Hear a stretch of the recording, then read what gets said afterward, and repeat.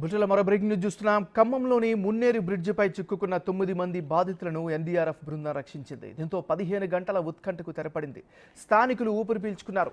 మున్నేరు వరద ఉధృతికి బ్రిడ్జిపై నిన్న ఉదయం 8 గంటలకు 9 మంది చిక్కుకున్నారు. అప్పటి నుంచి స్థానికులు, బాధిత కుటుంబ సభ్యులు ఆందోళన వ్యక్తం చేశారు. అధికారులు కూడా వారికి తీసుకొచ్చేందుకు తీవ్రంగా ప్రయత్నించారు.